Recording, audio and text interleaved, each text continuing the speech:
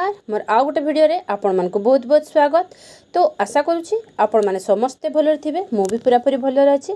ताले एटा देखि पारुथिबे हमर विश्व स्तनपान दिवसर बैठकर विवरणटा मु नेकी आछि।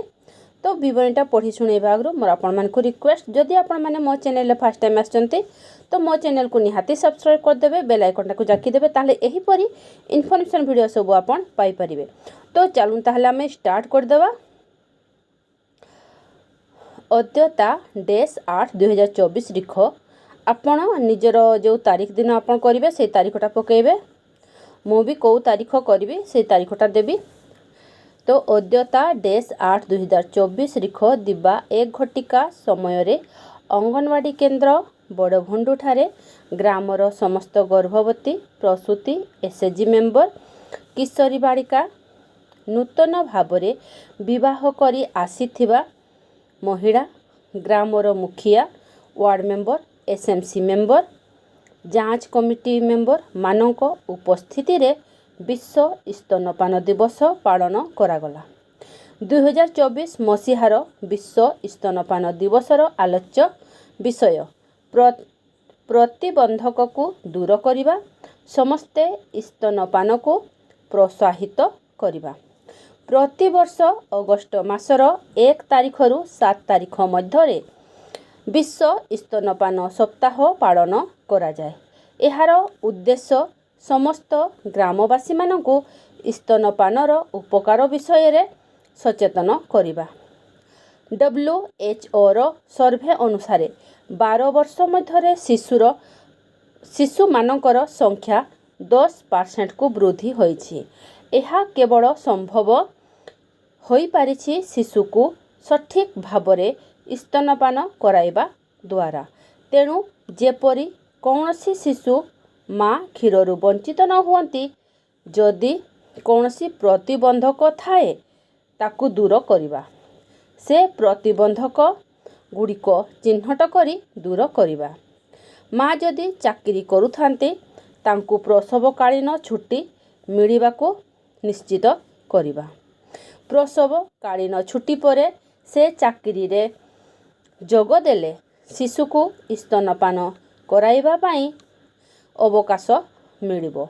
जोठी चाकरी करुथिबे सेठारे क्रेजर व्यवस्था थिबो। माँ जदि दिन मजूरिया थिबो से क्षेत्र रे मध्य से प्रसवकालीन छुट्टी नेबे।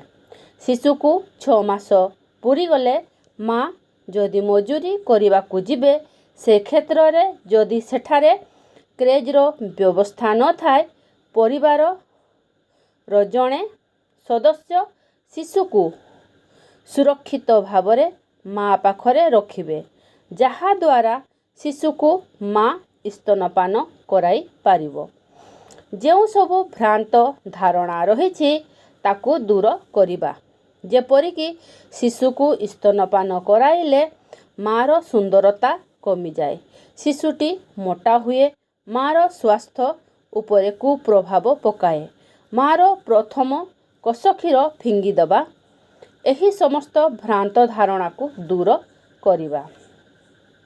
स्तनपान जोगु शिशु माँ और समाजर कौन कौन उपकार हुए ताहा निम्न रे उल्लेख करागला। मार प्रथम कसक्षीर शिशुर रोग प्रतिरोधक शक्ति बढ़ाई थाए। माँ क्षीर शिशु पाई एक स्वयं संपूर्ण आहार। माँ क्षीर रे शिशु को आवश्यकीय संपूर्ण पुष्टि मिली थाए। शिशु माँ क्षीर को सहजरे हजम करि पारे। शिशुर मानसिक और शारीरिक अभिवृद्धि ठीक होई थाए।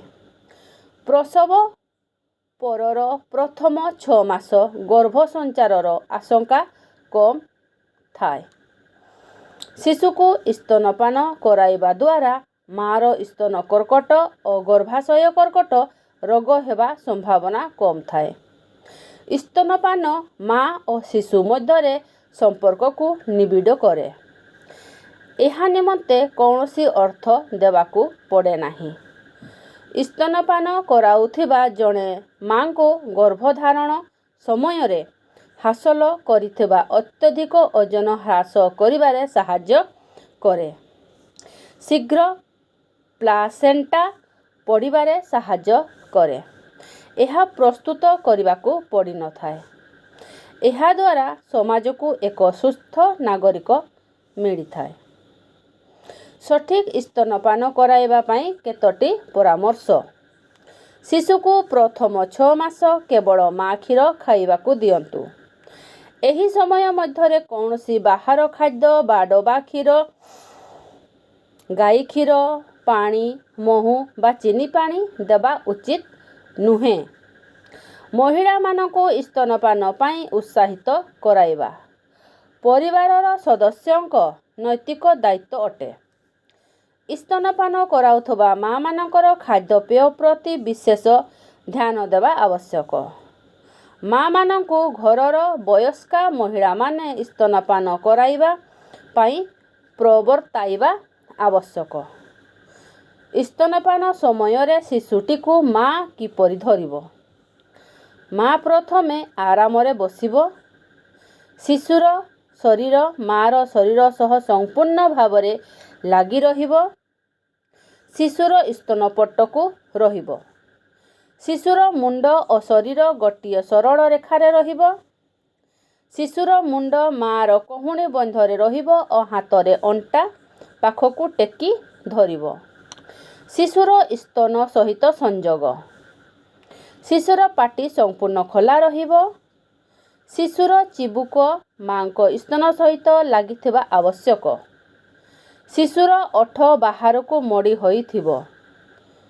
माँ को स्तनर संपूर्ण कड़ा अंश शिशुर पाटी भितरे रहिबा आवश्यक। प्रतिबंधक को दूर करिबा, समस्ते स्तनपान को प्रोत्साहित करिबा। एही स्लोगान देई सभारे आसीथिबा समस्त माँ मानको धन्यवाद अर्पण करी सभाटी को सांग करागला। तो मु एहीपरि भाबरे लिखिछि। जदि आपण आहुरी किछि ऐड करबा पई चाहुचंती ताले करि परिबे। तो ठीक अछि, ताले रहुछि। देखा हमर नेक्स्ट वीडियो रे।